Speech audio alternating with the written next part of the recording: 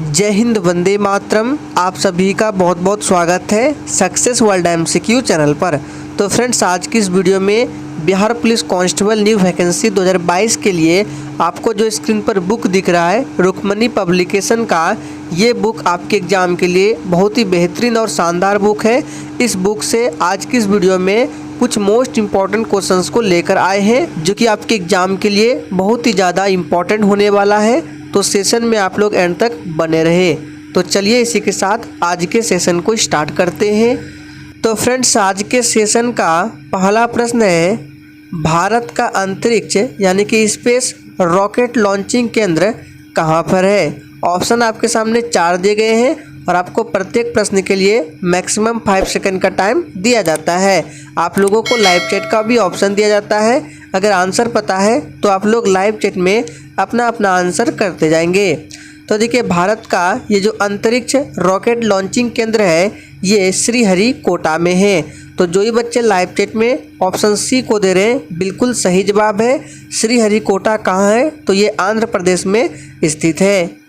Next question को देखते हैं, निम्नलिखित में से कौन सा ग्रंथ कालिदास ने लिखा है? मोस्ट इम्पॉर्टेंट और VVI प्रश्न है। चलिए आंसर करते जाएंगे। निम्नलिखित में से कौन सा ग्रंथ कालिदास ने लिखा है? तो प्रश्न दूसरे के लिए जो ही बच्चे लाइव चैट में ऑप्शन डी को दिए हैं, बिल्कुल सही जवाब है। ऋतु संहार, कुमार संभव, अभिज्ञान, शाकुंतलम, ये सभी ग्रंथ जो है कालिदास के द्वारा लिखा गया है। नेक्स्ट क्वेश्चन को देखते हैं, पानीपत की पहली लड़ाई में बाबर ने किसको हराया था? चलिए आंसर करते जाएंगे। चलिए प्रश्न नंबर 3 के लिए फटाफट से आप सभी आंसर करेंगे लाइव चैट में। तो देखिए, पानीपत की पहली लड़ाई कब हुआ था? तो 1526 ईस्वी में। किसके किसके बीच में हुआ था? बाबर और इब्राहिम लोदी के बीच में, जिसमें इब्राहिम लोदी की हार हो जाती है। और इसी युद्ध के बाद बाबर ने मुगल वंश की स्थापना की थी, ये भी आपको ध्यान रखना है। नेक्स्ट क्वेश्चन देखिए, जहांगीर के दरबार में ब्रिटिश शासक जेम्स प्रथम का राजदूत कौन था? चलिए आंसर करते जाएंगे। और देखिए, आज के सेशन में सारे प्रश्न बिल्कुल सिलेक्टेड लिए गए हैं जो आपके एग्जाम में डायरेक्ट आ सकते हैं।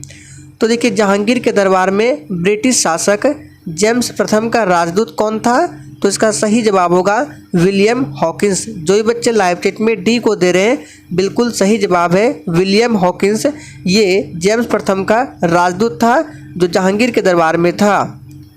नेक्स्ट क्वेश्चन देखिए, किस दिल्ली सुल्तान ने राज्य की सहायता के लिए नहर सिंचाई व्यवस्था का प्रारंभ किया था? चलिए आंसर करते जाएंगे।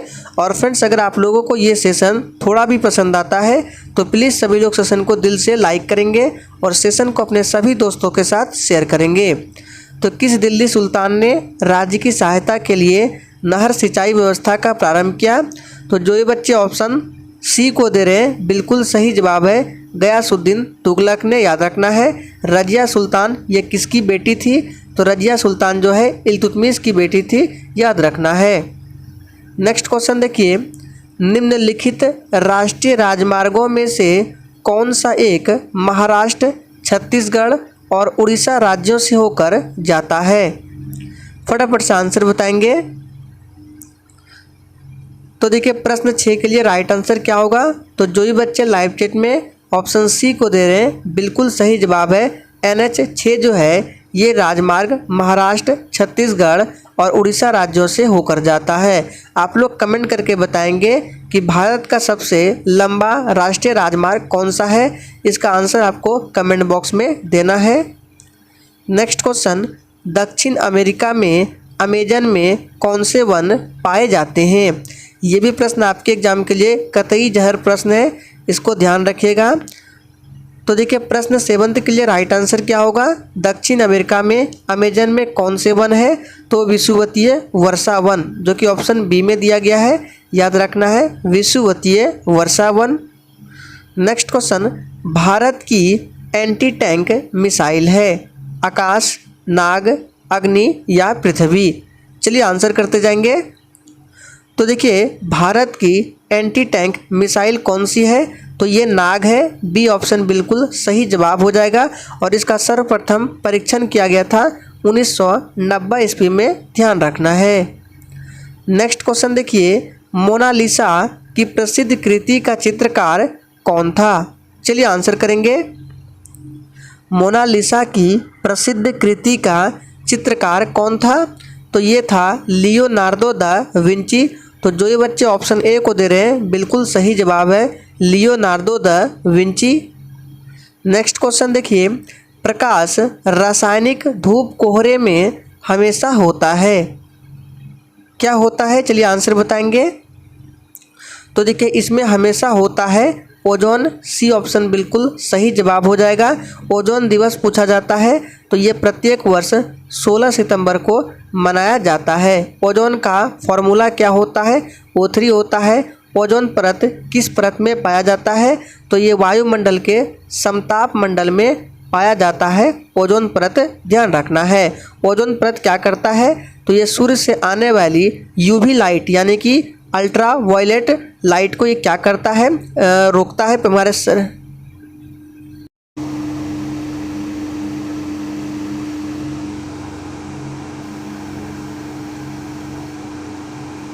ओजोन का काम क्या है? तो इसका काम है यूवी लाइट को, ओजोन का काम क्या है? तो इसका काम है परावैंगनी विकिरण को रोकना। नेक्स्ट क्वेश्चन देखते हैं, फिलीपींस में प्रयोग की जाने वाली मुद्रा कौन सी है? बहुत ही शानदार प्रश्न है, चलिए आंसर बताएंगे। फिलीपींस में प्रयोग की जाने वाली मुद्रा कौन सी है? तो देखिए ये बहुत ही सिंपल प्रश्न है, ये पेसो है। फर्स्ट ऑप्शन जो ही बच्चे दिए हैं बिल्कुल सही जवाब है। नेक्स्ट क्वेश्चन, गुजरात सल्तनत का संस्थापक कौन था? चलिए आंसर बताएंगे। गुजरात सल्तनत का संस्थापक कौन था? तो देखिए इसका सही जवाब हो जाएगा जफर खान जो है ये गुजरात सल्तनत का संस्थापक था। और देखिए गुजरात को सर्वप्रथम अकबर ने जीता था और इसके उपलक्ष्य में बुलंद दरवाज़ा का निर्माण किया था। बुलंद दरवाज़ा का निर्माण किया था कहाँ पर? तो फतेहपुर सीकरी में। नेक्स्ट क्वेश्चन, इस्तांबुल कन्वेंशन से अलग होने का निर्णय किस देश ने लिया? सोच समझ कर आंसर करना है। और देखिए जिसने अभी तक सेशन को लाइक नहीं किया है प्लीज़ सभी लोग सेशन को लाइक करें। तो इस प्रश्न का सही जवाब होगा पोलैंड ने। नेक्स्ट क्वेश्चन देखिए, एशिया का कौन सा देश संयुक्त राष्ट्र सत्र व्यापार संधि में शामिल हुआ? भारत, चीन, थाईलैंड या कंबोडिया? चलिए प्रश्न नंबर 14 के लिए आप सभी आंसर करेंगे। तो देखिए एशिया का कौन सा देश है जो संयुक्त राष्ट्र सत्र व्यापार संधि में शामिल हुआ? तो ये है चाइना, बी ऑप्शन बिल्कुल सही जवाब है। नेक्स्ट क्वेश्चन, भारत ने PSLV C49 के द्वारा किस ग्रह का परीक्षण 7 नवंबर 2020 को किया? चलिए आंसर बताएंगे। तो देखिए किस ग्रह का परीक्षण किया था? इसका सही जवाब हो जाएगा EOS फर्स्ट ऑप्शन बिल्कुल सही जवाब है। नेक्स्ट क्वेश्चन, व्हाट्सएप ने हाल ही में UPI पेमेंट के लिए कितने बैंकों के साथ साझेदारी की है? सोच समझ के आंसर करना है।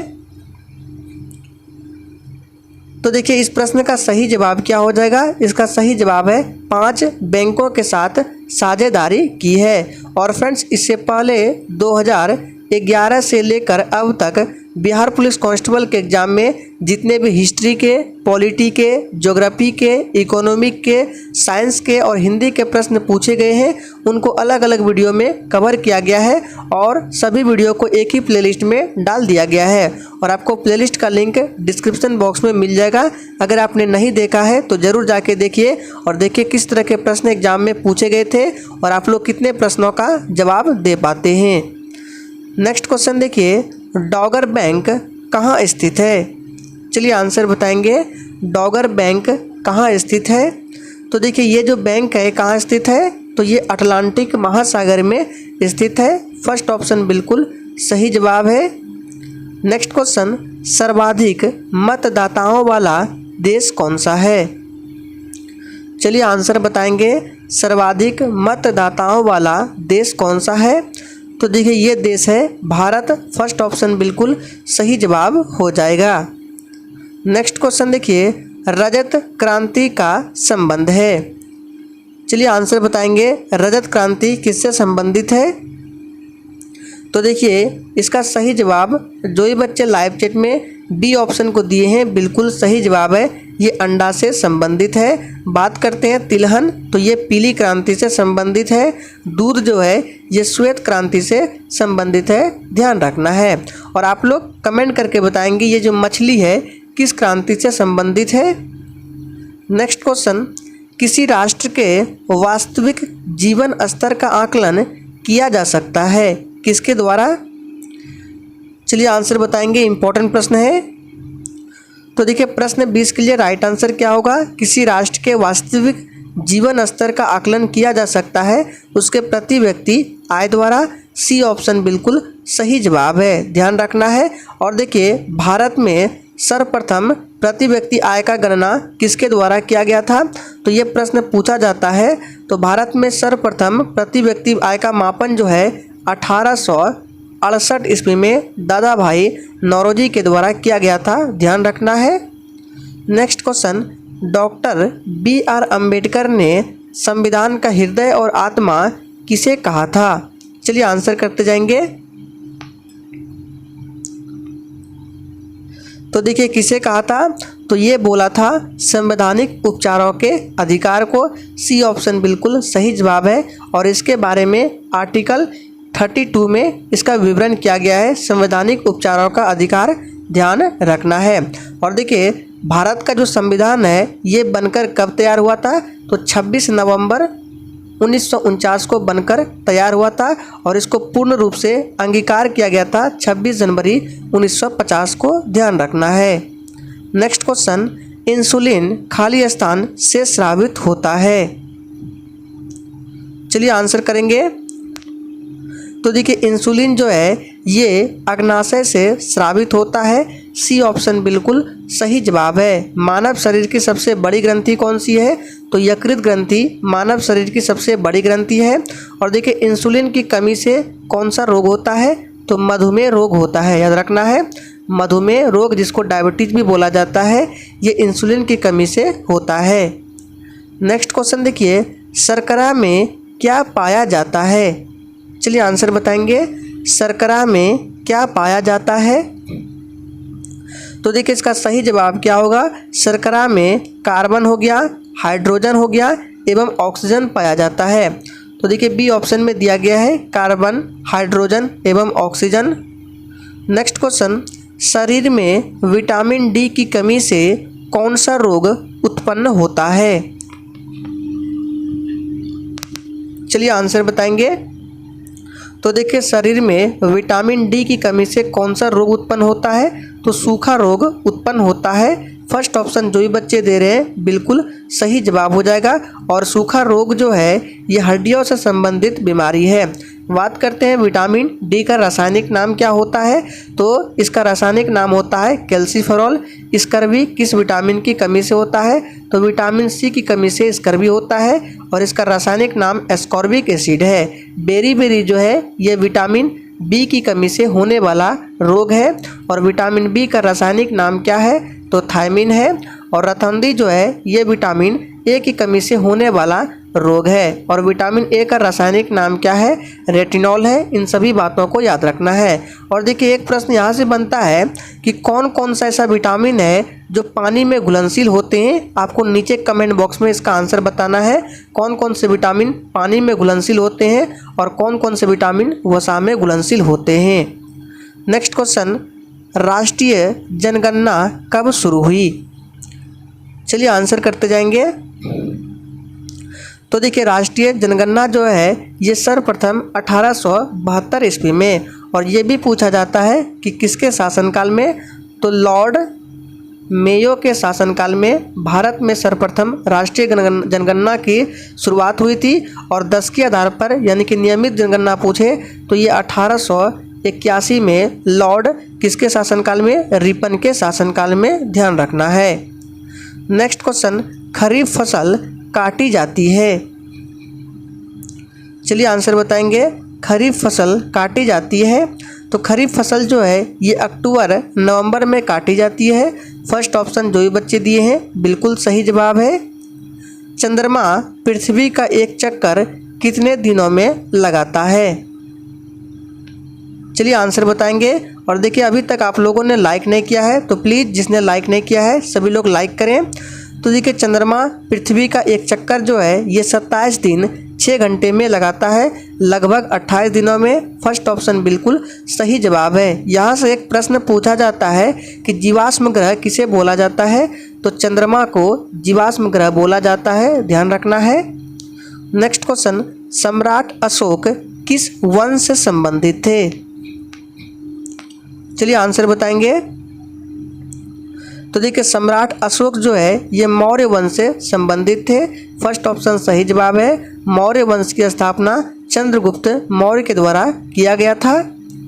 नेक्स्ट क्वेश्चन, राष्ट्रपति पर महाभियोग लगाने का प्रस्ताव पेश किया जा सकता है? चलिए देखिए बहुत ही शानदार प्रश्न है।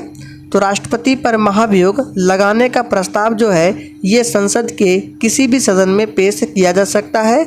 बी ऑप्शन बिल्कुल सही जवाब हो जाएगा। और देखिए महाभियोग लगाने से पूर्व 14 दिन पूर्व सूचित करना पड़ता है। और महाभियोग की प्रक्रिया जो है राष्ट्रपति पर ये अनुच्छेद 61 में इसके बारे में बताया गया है। इस पॉइंट को याद रखना है, अनुच्छेद 61 को पूछा जाता है। नेक्स्ट क्वेश्चन, जब किसी धातु को गर्म किया जाता है तो इसका घनत्व क्या होता है, आपको बताना है। चलिए आंसर करेंगे। ये देखिए थोड़ा सा टाइपिंग एरर है। तो देखिए जब किसी धातु को गर्म किया जाता है तो इसका घनत्व क्या होता है, कम हो जाता है। इसका राइट आंसर हो जाएगा सी ऑप्शन, कम हो जाता है। तो फ्रेंड्स आज के सेशन में हम लोगों ने रुक्मणी पब्लिकेशन बुक से 30 मोस्ट इम्पॉर्टेंट क्वेश्चंस को कवर किया। तो आज के लिए इतना ही, तब तक के लिए जय हिंद।